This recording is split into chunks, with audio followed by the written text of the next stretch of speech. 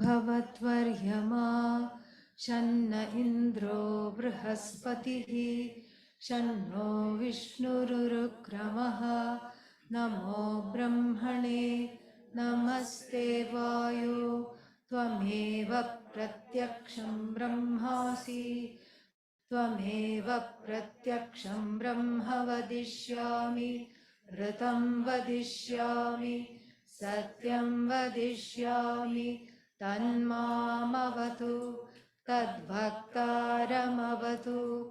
अवतु माम् अवतु भक्तारम् ॐ शान्ति शान्ति शान्तिः.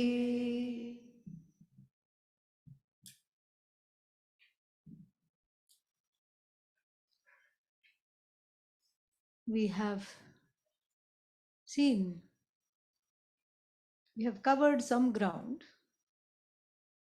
We have looked at what the Upanishad is, through what it does.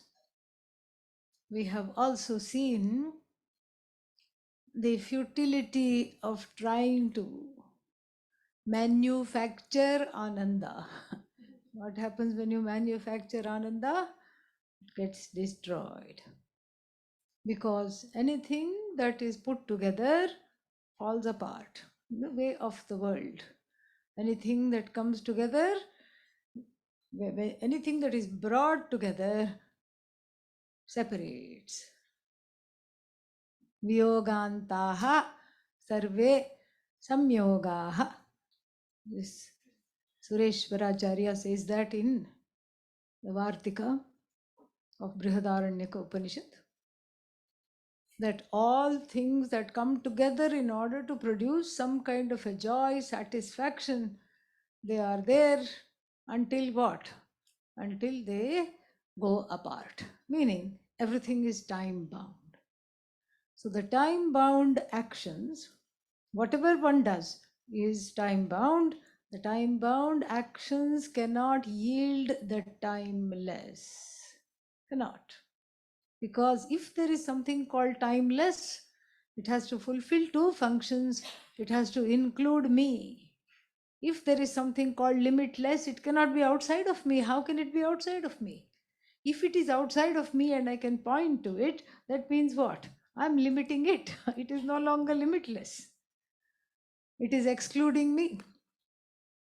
I'm limiting it. It is limiting me. There is Dvaita, duality, not Advaita. So that is one thing. Second thing is it should be uncreated. And this is what one has to understand.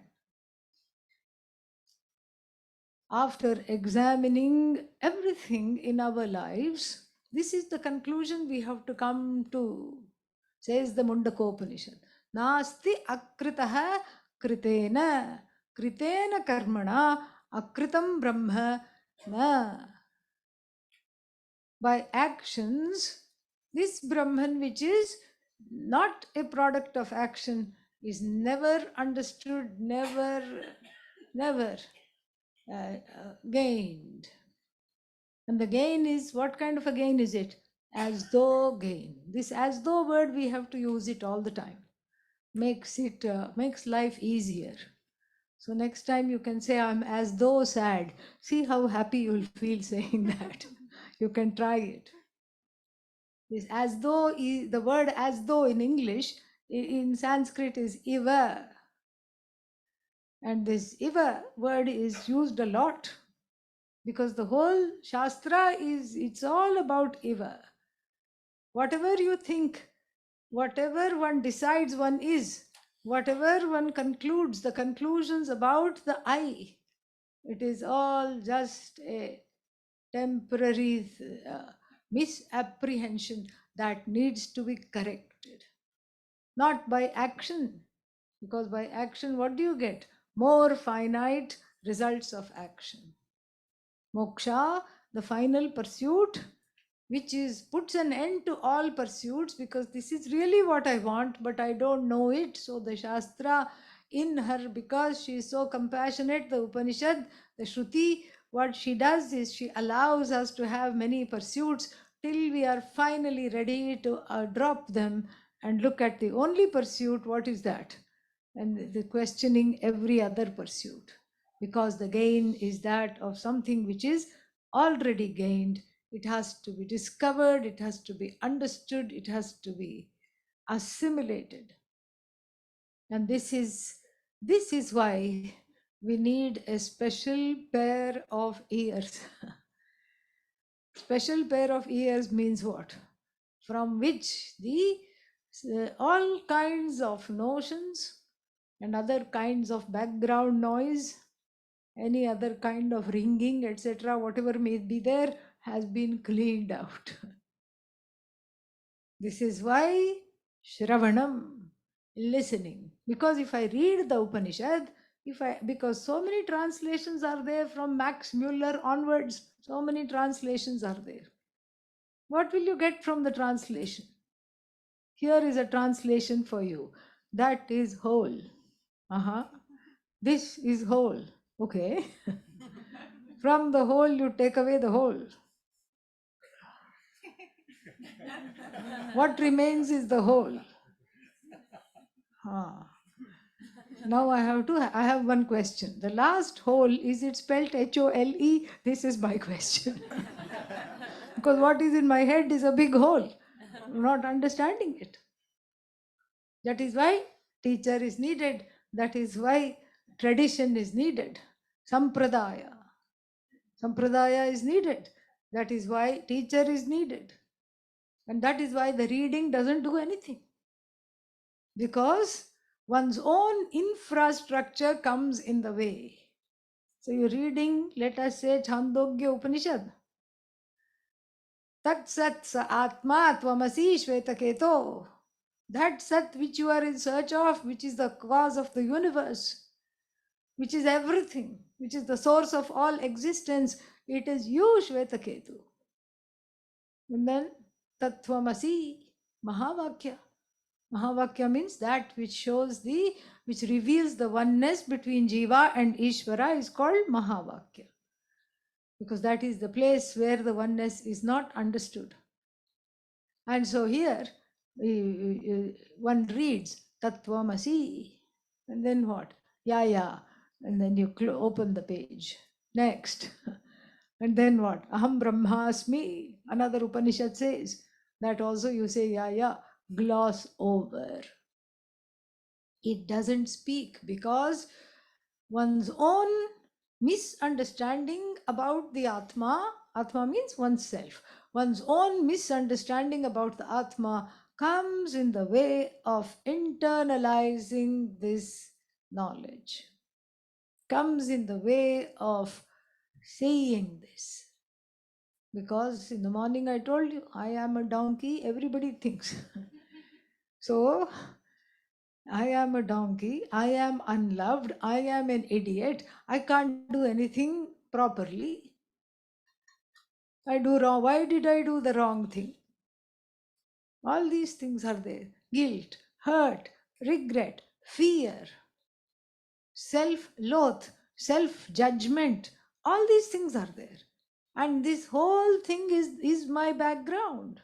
And if I start reading the Upanishad, all that will come is just, first of all, there will be disbelief, there will be argument, and there will be no use reading the Upanishad. That is why it has to come from the mouth, through the ears. In fact, it is called Karna Parampara, mouth to ear tradition. This is what it is called. And therefore, listening. And how to listen? The different kinds of listening are there. We have in fact, this is not some kind of we don't have some kind of a belief based system. First portion of the Veda, the Karma Kanda, yes, it is belief based, and in fact it is even beyond logic, and that I cannot question. There is nothing much to question. It is all iti kartavyata. This is how it has to be done in order to get some fruit. This is how Ganapati Homa must be done. We had that 2 days back. And so this is how it should be done. It is not negotiable. You can't just do something else. You have to follow whatever it says, you follow. This is how some, puja is done. 16 steps are there and they have to be followed. And then the Shastra will say, one survives death. Where is the proof? There is no proof. It is a non-verifiable belief. That we go to that one goes to various lokas, non-verifiable belief. That if the human quest of gaining this knowledge is not completed, that one will come back. Kshine punye martyalokam vishanti. Bhagavad Gita also says that. Once the punya, once the good karma that took one somewhere else is exhausted, what happens? Yeah, many happy returns. This is what happens. Don't wish anybody like that. Don't say many happy returns. Happy birthday is okay. Ah. And so this is many sad returns actually. Again, it's a non-verifiable belief. But the Veda is divided into two parts. One is the karma portion, which is all about purification of the action and the motivation for these actions, which covers the dharma, artha, kama, purushartha, which we have talked about yesterday. These purusharthas, they are covered by the first portion of the Veda called karma kanda, karma portion. And the final portion of the Veda, the last portion of the Veda, it's called Vedanta, Vedanam Antaha. The end of the Vedas, the end of the quest, really. Some people said, Vedanta, I heard somewhere in some interfaith meeting, Vedanta means teeth of the Veda. No, don't go with that. Yeah. It's not the teeth or anything. Just not knowing the language. Sometimes these mistakes are made. And one gets away with it because in the Western hemisphere, there is no checks or balances. If we talk like this in India, nobody will listen. They will immediately correct. So it's not the teeth of the Veda, okay? Yeah. It is the end of the Veda, and here there is nothing to believe. It is a matter of understanding. Ishvara, God, in all other theologies may be a matter for belief. Here, it's a matter to understand that Bhagavan is non-separate from the I. In all other places, in all other theologies, it is something to believe. Here, it is something to be understood as non-separate from me. There is nothing to believe. So therefore, if it is something to be understood, then this understanding cannot take place just with the teacher talking and the student listening. Therefore, it has to be in the form of a dialogue, a special kind of a dialogue, which we see also in the Bhagavad Gita, between which is reserved the word samvada, it is called, and it is reserved for a dialogue between the teacher and the student, where the student wants to learn and is giving the benefit of doubt to the teacher, not arguing with the teacher. You're wrong because I heard something else, or I know better than you, or this book says something. Then the knowledge will not come. The knowledge will boomerang back to the teacher and be safe with the teacher. This is what happens. Samvada. So therefore, there is a respectful dialogue. Questions are of course encouraged. In fact, we encourage so many questions. Even if you don't have questions, we bring out questions through some kind of imaginary objections by people who are called Purva Pakshis. Purva Pakshis, we won't go into that. Some annoying objectors. That's all it is. People who are not having what we are going to talk about today, Shraddha. Not having reverence for the knowledge which I would like to internalize. This is a prerequisite for the knowledge. Like this, there are many, many prerequisites. But Shraddha is the one that really clinches it. Shraddhavan labhate Jnanam. Where does it say that? In the Bhagavad Gita, it is said the person endowed with this thing called Shraddha definitely gains the teaching. Many other qualifications are given. If we look at the Bhagavad Gita, 13th chapter, there are 20 qualifications given. And then if you look at other, if you look at Tattva Bodha, there are other, what is that? This 4 qualifications given. And one of the 4 is actually 6. And they tell you very slowly all these things. In the beginning, if they tell 9, nobody will come. So that's why it's only 4 things you have to know. Oh, I think I can do that. What are they? You have to have discernment, viveka. You have to give a few things up, which after discerning what is nitya and anitya, you have to give up anitya, vairagya. And then you have to have mumukshutvam, a tivra mumukshuta. You have an intense desire to be free, must be there. Oh, check, check, check. Wonderful. What's the 4th one? The 4th one is actually 6. 6 pack. Yes. A resolved mind, shama. Non reactivity, dama. Getting to a place of responding rather than reacting, dama. Letting go and not sweating the small stuff and even the big stuff, uparati. And the ability to just have some patience, forbearance, titiksha. And then we have samadhanam, which means what? Which means single-minded focus. So many things will be happening in the classroom, including the visitation of cats. Okay, yeah. And so if my mind is mind is going towards the cat, then what happens? With regard to the vidya, the shastra which is being taught, I become catatonic. That is what happens. Because the cat has become my tonic right now. Yeah. Therefore, with regard to the Shastra, what happens? Catatonic. Single minded focus means I don't even see it. I am just listening. That kind of a listening must be there. So, that is the 5th one. And the 6th one, I want to spend some time talking today, which is called Shraddha. Shraddha means trust. The first portion of the Veda also we look at with great trust. Same Shraddha is applied to matters of Homa, Yajna, Puja, Rebirth, Karma, Papa, Punya, all these things, same Shraddha. But there is a big difference. There it is just trust.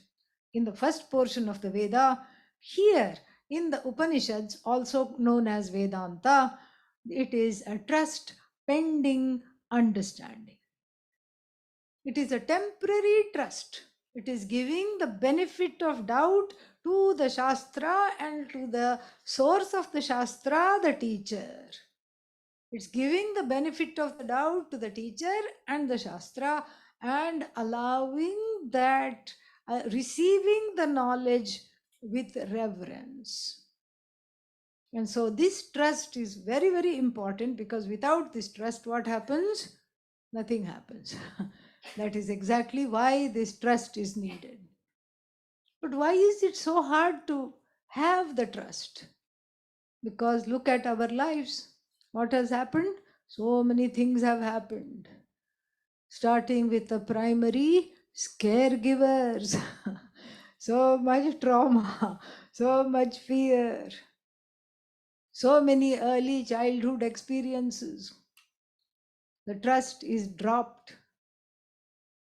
Trust is dropped. The moment, as my guru would give a very interesting example, the child sees one big cockroach. It has never seen a cockroach in its life. Ah! Goes to the mother, tries to catch hold of the mother's dress, wants to be picked up. What does the mother do? Leave the child right there and climb on the dining table herself. Trust is dropped. The father doesn't even come into the room. From the other room, he says, manage somehow. Trust is dropped. Here, the child thought, these people are going to save me. These people are going to be with me always. These people are big. They are supposed to take care of me. Trust is dropped. And one becomes a jaded, faded jiva in adulthood. And that trust, which was dropped with regard to the local mother and father, one has to dare to rediscover by trusting or by understanding the truth of the universe and who is the mother and the father of the universe. That trust, we have to dare to trust again by placing the trust in the infallible, which is Ishvara. We don't say Ishvara is infallible. That is a setup. That means what? When everything is going my way, yes, you are infallible. And then suddenly somebody else gets the promotion that was due to me. Then what do I say to Ishvara? You made a mistake. You have to flip the script. We have to say, whatever is infallible, whatever is inevitable, whatever I confront is Bhagavan, is Ishvara. I have to trust there. That is where the trust is placed, because the trust has to be placed where it cannot be disappointed, where it cannot be disturbed. I have to learn how to do that. If I don't do that, then I will be having a series of disappointments. Where will the Shraddha come? Shraddha comes with the help of bhakti. Without bhakti, no mukti. So therefore, this Shraddha is rediscovering the trust that was lost in childhood. Rediscovering that by daring to trust again the mother and the father of the universe. By discovering that, then only there is place for me to pursue the Shastra. Otherwise, you can have even Lord Brahmaji as your guru and then go to Brahmaloka and then have Lord Brahmaji as the guru. It'll go, it won't even go out in 1 year and go out the other. It'll go in 1 year, ricochet back. Will not even enter 1 year.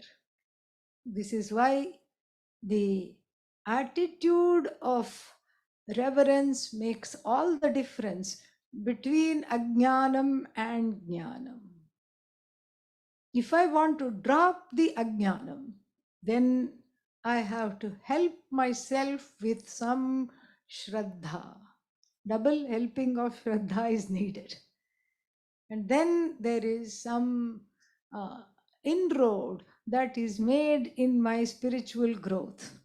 This is what one has to do. And then only this teaching will work. And so, why will the teaching work? The teaching works because of the Shraddha alone. The Shraddha unlocks the teaching because I have what is called Pramanya Buddhi with regard to the Shastra. What is this Buddhi? Attitude. What kind of an attitude? The attitude that this is Anadhigata. Anadhigata means it is not available anywhere. I will not stumble upon the teaching that I am Brahman. I will not intuitively know that I am Brahman. I will not understand that by myself. I will not be taught in a dream. Even if I'm taught in a dream, when I wake up, what? Same Ajnani wakes up. Dream Jnani, that's all. This is all spiritual romanticism. It's wonderful to think like that. But we don't look for exceptions. We follow the rule. And the rule is that when there is Shraddha, when there is Bhakti, then only the meaning of the words of the Upanishad light up in the mind. This is what the End of the Shvetashvatara Upanishad says. This is why I have to help myself with this Shraddha. Shraddha actually makes one grow up from being childish. Childish means keeping on making the same mistakes of pursuing the finite and trying to become infinite. How is that possible? So, therefore, the Shraddha, when I have, then I see that I cannot get this knowledge any other way. Why?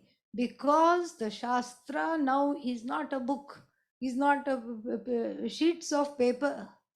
The Guru is not an individual. The Guru becomes the means of knowledge that unlocks the Shastra. Just like I have so many means of knowing. First, we have pramana, such as what? Pramana means ways of knowing. What do we have? Eyes to see form, color. Ears we have.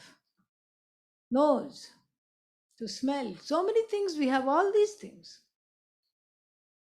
Then we have so many things to find out objects in the world. We have many things to ways of knowing, to discover various objects and come to conclusion about those objects. We do not have a means of knowledge that we operate to know ourselves. We do not have that. We cannot have that. Why do we not have that? Because we come, we'll come and stumble. We will come in our own way. It is not there. Certain means of knowledge, seeing, hearing, inferring, etc. We operate. This knowledge called the Shastra Pramana. The Shastra itself is a means of knowing. It is operated by the teacher. This is the problem. Because who am I? I am a control king, control queen. I want to be in charge. I want to know. I want to have the knowledge. Who are you to tell me? I want to be able to tell you. Everybody is like that. This is something which is very askance, because I can't know this by myself. I have to depend on somebody else. But what happened the last time I depended on somebody else? I got hurt. So therefore, I better not depend on anybody else. That is what has to be resolved. That itself is Shraddha. And seeing that this way of knowing is coming from outside, this is what one has to trust. It's exactly like surgery.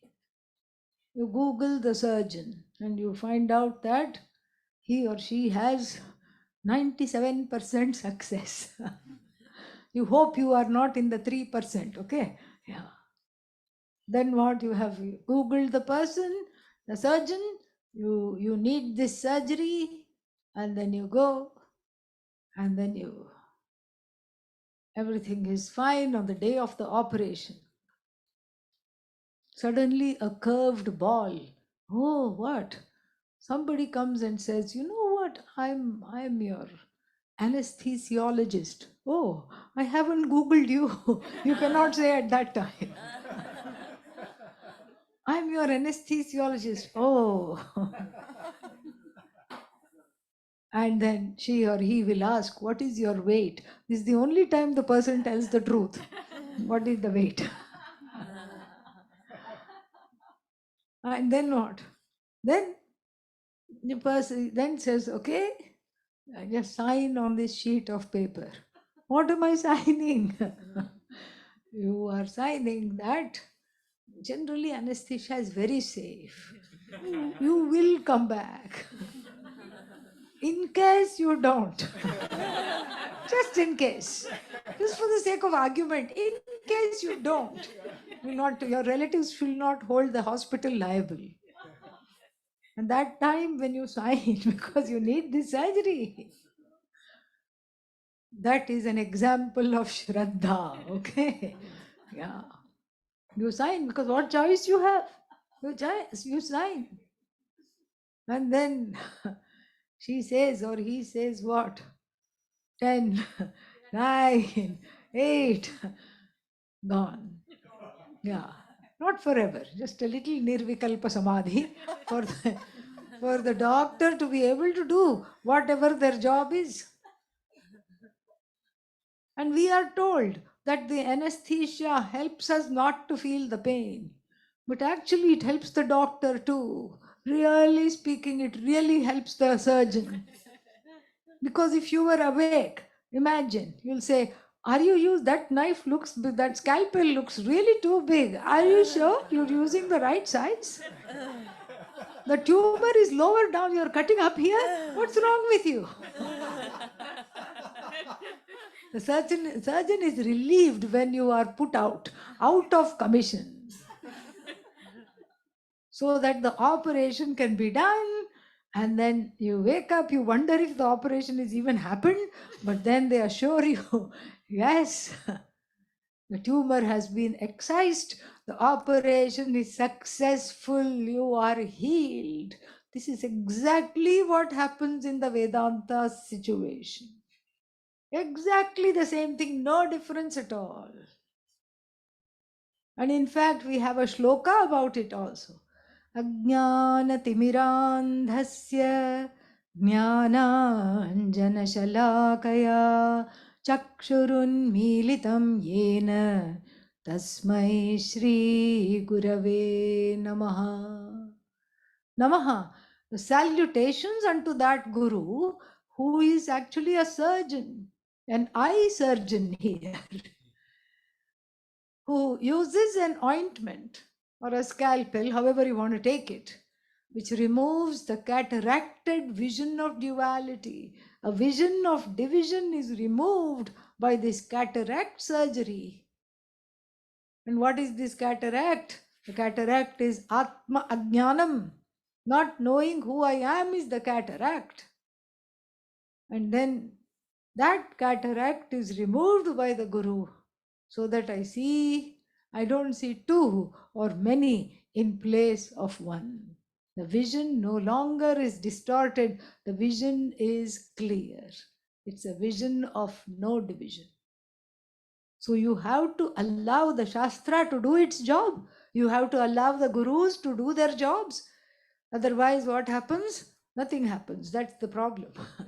One comes in one's own way, and then the people will be like the people who say, I studied the Kathopanishad, nothing happened. I studied the Kenopanishad, nothing happened. I studied this Upanishad, that Upanishad, I did all this, nothing happened.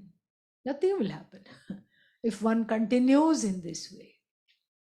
So just as we accept the anesthesia and allow the surgery to take place, even though there is an idiom, what does it say? Physician, heal thyself. The physician generally goes to another physician. You don't really heal yourself. You can't operate upon yourself. One needs help here. Operation is the removal of Atma Ajnanam, and the less I come in the way, the better it is. So, a very important component of Shraddha is getting out of my own way, allowing the knowledge to operate upon me. This is what Shraddha is. So, I have to have a modicum of trust, openness to receiving this knowledge. Just like I trust the anesthesiologist at the time of surgery. Oh, but what is the anesthesia in the Vedanta class? It's the jokes. It's the jokes. Laughing, what happens? The Atma Ajnanam keeps dropping, which is nice. And so, this Shraddha makes the difference between ignorance and self knowledge. And therefore, we have to look at this, we have to help ourselves with an openness. The heart lotus has to bloom when the sun of knowledge shines. And this is exactly what we have to be doing. And when we do this, the blessing is very, very, very evident when I have been able to do that, as opposed to sit and argue with everything and second guess everything. And so then we take a few steps into the Taittiriya Upanishad, which begins with a big bang, really. Upanishad does not waste its time at all. There is no, oh, perhaps, let's talk about this. What do you think? Nothing. At least in some Upanishads, like the Kathopanishad, there is some story, there is a teacher, there is a student, little Nachiketa, Lord Yama, some story is there. Here, no story, nothing. Straight away, the knowledge is given.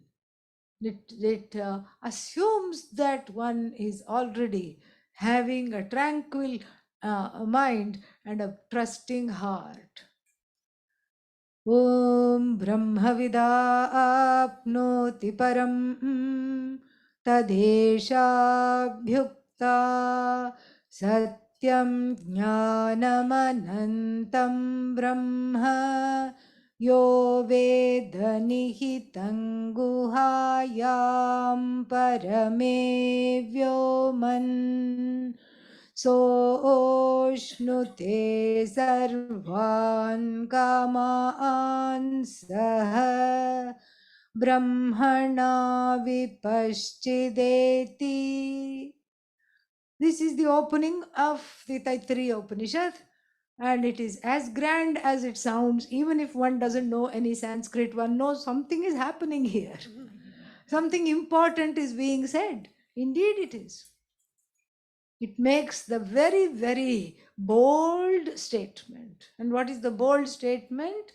Brahmavit, the knower of Brahman, apnoti, gains. What does he or she gain? The ultimate. Ultimate.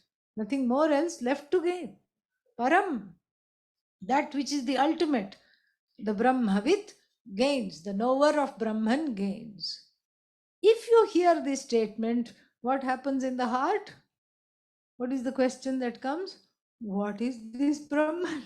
Kim Tat Brahma? What is this Brahman? I want this Brahman. Why? Because everybody wants the ultimate.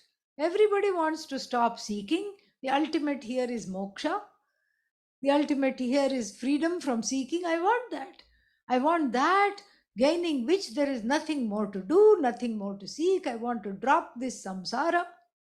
I want to drop this life of becoming, this life of endless strife. Therefore, what? I want this Brahman. What is this Brahman? And the definition of Brahman follows. 3 words are given. Satyam, one word. Jnanam, second word. Third word is what? Anantam, which we have converted into Ananda.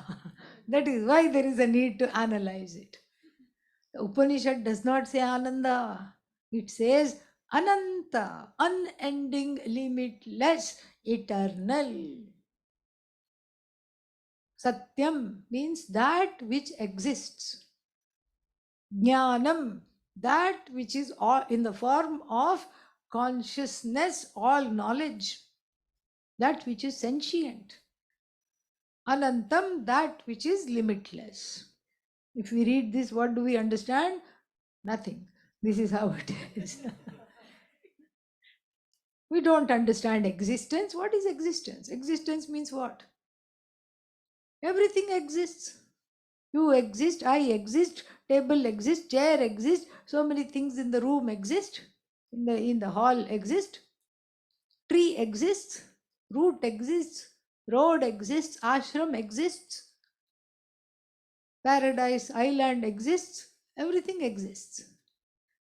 But here we are talking of the truth of every existence. We are talking of that because of which all these things exist. And so that is not immediately clear. But we know this word exists. Exists means what? Is. The word exists, we can convert into a short verb. Is. Is. Because when I say table exists, what am I saying? Table is. Chair is. And so the whole universe is. Everything asti iti upalabhyate. Everything is evident to me as is. But what about when it is not? So many things there are not. Like what? There is no elephant in this room. Even then, I use the word is. There is no elephant. Meaning what? Absence of the elephant is. Is.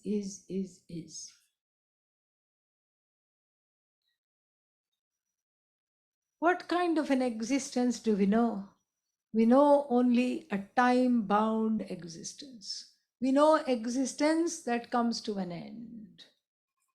Body comes to an end, mind comes to an end, all the things in the universe come to an end over time. All we need is time.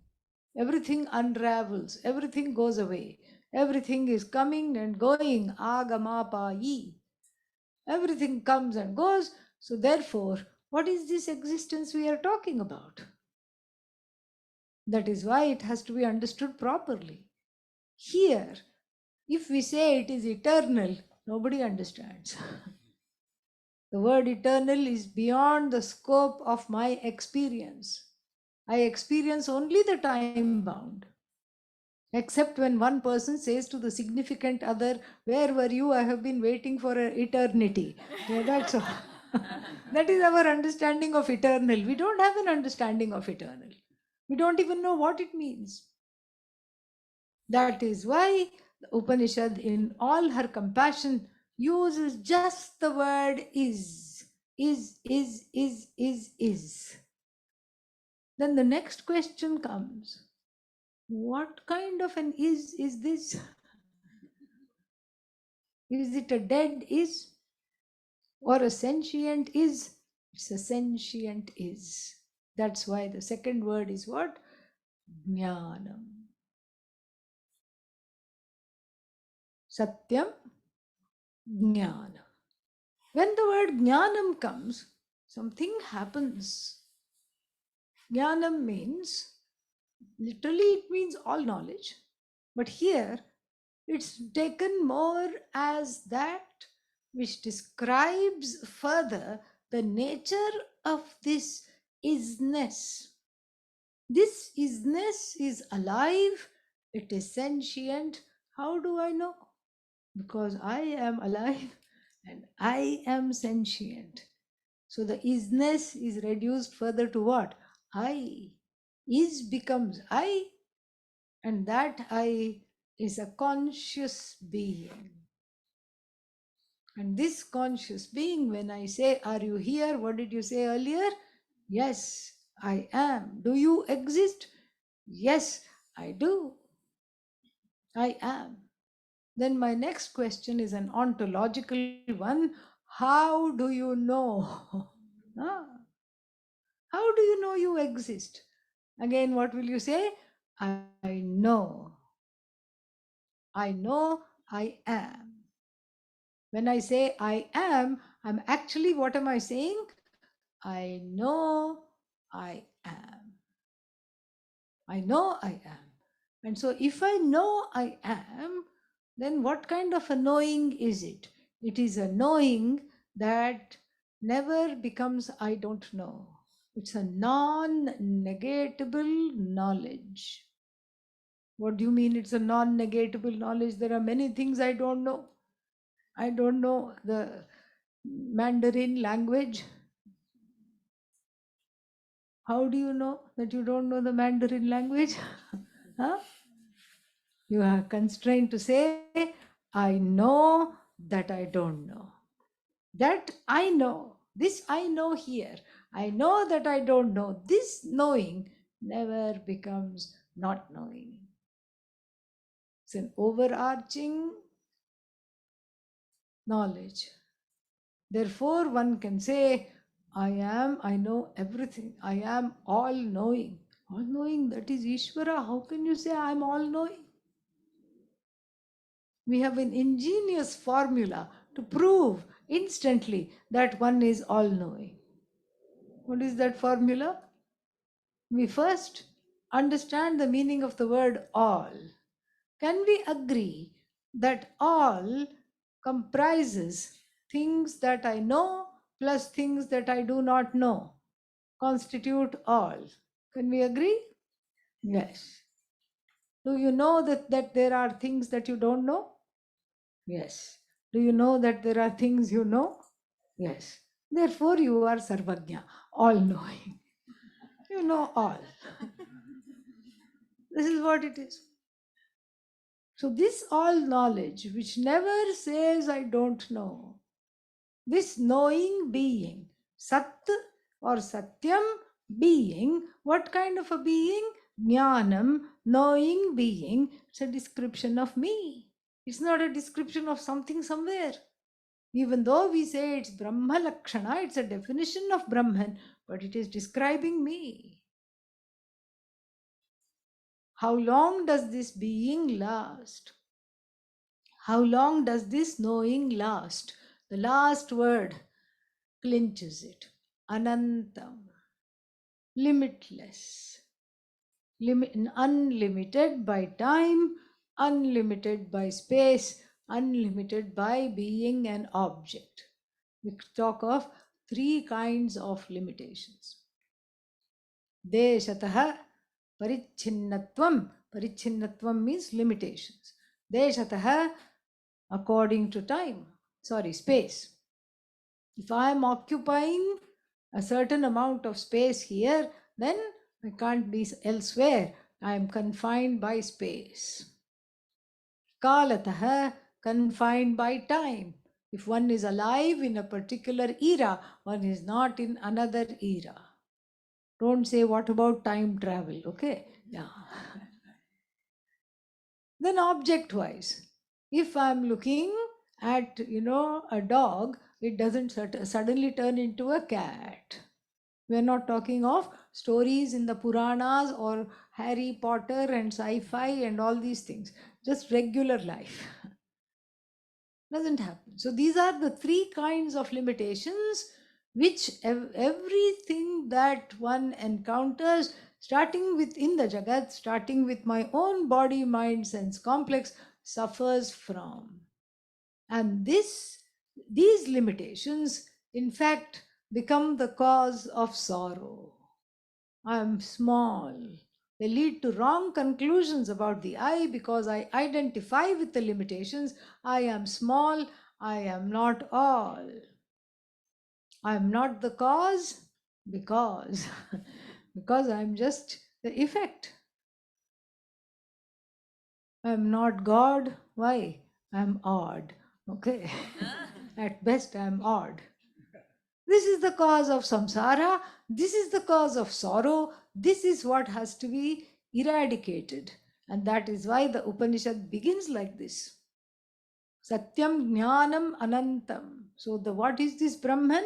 Satyam Jnanam Anantam Brahma. Yaha, the one who knows. Veda. Yaha Veda. The one who knows. How? How to know this? Nihitam guhayam, in the cave of the heart. One who knows this in the cave of the heart. Cave of the, why is the heart called a cave? Why the word guha is there? Because like a cave, what do we know about a cave? It's dark. Maybe it is damp. And so in the heart, what is there? There is Ajnanam. It is covered by Ajnanam. Timira, Tamas, Ajnanam. Not knowing. And then why else is it a cave? Because there are bats of doubt flying around. And there is a touch of depression. It has got mold and damp in there. And so doubt, despair are all there. It's a cave.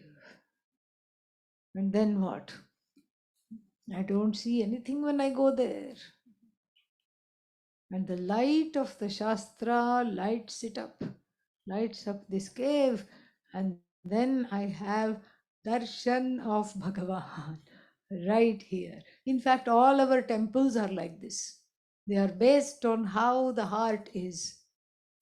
So there are no artificial lights in the ancient temples. If you go in India, not a single any of these lights will be there. And then they are the most famous. In fact, you don't have to enter them at all. People behind you push you in. Okay, yeah, because everybody is wanting to go at the same time. And then you go, you stand in front of a what is that called? Sanctum sanctorum, garbhagriha. You can't see anything because everybody is there. It's all dark, no light. All dark, just like the heart, all dark, and everything. Your eyes are getting adjusted because outside it was noon and here it is midnight all of a sudden. You can't see anything. You're going like this. Meenakshi, goddess Meenakshi temple in Madurai. You don't know anything. What is this? How? Oh, what does she look like, this goddess? What am I doing? Where am I? What is happening? The walls are black. Okay, it doesn't help. You don't have any kind of neon walls to reflect anything. Walls are black. The deity is made of black monolith stone. She is also black. The goddess is black. And the pujari, the priest being from South India, is also dark. You know? You don't see anything. You just see one small little light there, just nothing. Until the arati happens. The camphor is put, the camphor is lit, and then the priest says, have darshan. Om na tatra suryo bhati na chandra tarakam. There the sun does not shine, neither the moon nor the stars. Nema vidyuto bhanti kuto yam agnihi. Neither do the lightnings shine. What to talk of this little lamp? Tameva bhantamanubhati sarvam. That the light of the goddess alone, the light of this Bhagavan, the light of consciousness, that alone lights up everything. When it lights up everything, everything is lit up. Tasya bhasa sarvam idam vibhati. Everything it lights up, everything it objectifies. To understand that, we have this ritual called Arati, lighting up Bhagavan. Bhagavan doesn't need to be lit up, but the Bhagavan in the heart is what? Is ignored, neglected, because I'm always looking outside. I don't see that the truth of myself is this Brahman which I want to be. And so, therefore, the temple mimics what is happening in the heart. And the camphor is used. You know why we use camphor? It burns without residue. It does not, if you burn candle, you will have wax, pieces of wax at the end. But the camphor leaves no residue. Similarly, may my ignorance go without absolutely leaving no residue. This is the prayer in whose presence, which little light I dare to show to that which is the light of the universe. This God is here. Then when the light comes, I say, ha, wonderful, how beautiful she is. And who is this she? You. That is what it is. And so, what is the light? The light of the teachings, the light of the Shastra. You see how much we have to really depend on this light, and therefore I have to invite the light into my heart, means that Shraddha and Bhakti, very, very, very important. More about all this we'll see in the morning. Om Purnamadah Purnamidam Purnat Purnamudachyate पूर्णस्य पूर्णमादाय पूर्णमेवावशिष्यते Om Shanti Shanti Shanti. Harihi Om Shri Gurubhyo Namaha. Harihi Om. Thank you.